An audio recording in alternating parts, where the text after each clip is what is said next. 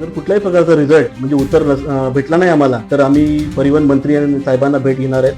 तसेच आमदार खासदार स्थानिक आहेत त्यांच्याशी पण आम्ही हा गंभीर जो प्रकरण चालू आहे बोईसर पालघर वाडा तलासरी बऱ्याच ठिकाणी आम्ही त्यांच्याशी पण बोलून जसं जेवढ्या लवकर बंद होईल कुठून होईल तो मार्ग काढून त्याच्यावरती टाळी ठोकणार. जय हिंद जय महाराष्ट्र. नमस्कार, मी अमर सावंत, पालघर जिल्हाध्यक्ष हॅश फाउंडेशन. आपण गेल्या 4 तारखेला म्हणजे 4 फेब्रुवारीला विरारच्या आरटीओ ऑफिसला तक्रार देऊन आलो. आपण बघू शकता तारीख 4 तारीख आहे. आज 8 दिवस झाले. आज आहे 12 तारीख. कुठलेही या तक्रारीवरती कुठलीही कारवाई झालेली नाहीये. तक्रार आपली अशी होती, मल्टी ब्रँड आउटलेट जेवढे पालघर बोईसर, आता तर वाड्या साईडला पण बरेच आहेत, मी 400ची लिस्ट काढलेली आहे. पण पहिले आपण पालघर बोईसरचं बघूया. अजून कुठल्याही प्रकारचं कारवाई झालेली दिसत नाहीये. मी माननीय एम.एच. होटिये DY RTO आदिल साहेब तसेच दीपक उगळे साहेबांना विनंती करतो की या तक्रारीवरती लवकर कारवाई व्हावी. याचे कारण खूप गंभीर पण आहेत, विचार करण्यासारखी कारण आहेत, ते मी तुमच्यासमोर मांडतोय आज.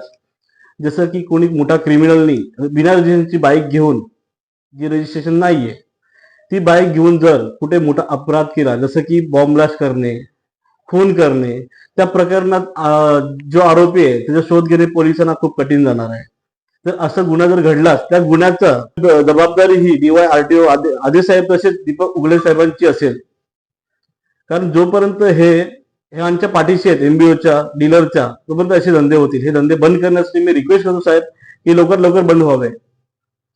आणि आम्ही तर पाठपुरावा करणारच आहे. जोपर्यंत बंद होत नाही तोपर्यंत आम्ही हॅश फाउंडेशन तर्फे पूर्ण मेहनत करणार आणि हे लवकर बंद करून तुमच्या समोर दुसरा व्हिडिओ लवकरात लवकर येईल. आणि RTO अधिकाऱ्यांना या 7 दिवसामध्ये आम्हाला ह्याचा काहीतरी रिझल्ट पाहिजे. जर कुठल्याही प्रकारचा रिझल्ट म्हणजे उत्तर भेटला नाही आम्हाला तर आम्ही परिवहन मंत्री आणि साहेबांना भेट घेणार आहेत. तसेच आमदार खासदार स्थानिक आहेत त्यांच्याशी पण आम्ही हा गंभीर जो प्रकरण चालू आहे बोईसर पालघर वाडा तलासरी बऱ्याच ठिकाणी आम्ही त्यांच्याशी पण बोलून जसं जेवढ्या लवकर बंद होईल कुठून होईल तो मार्ग काढून त्याच्यावरती टाळी ठोकणार. जय हिंद जय महाराष्ट्र.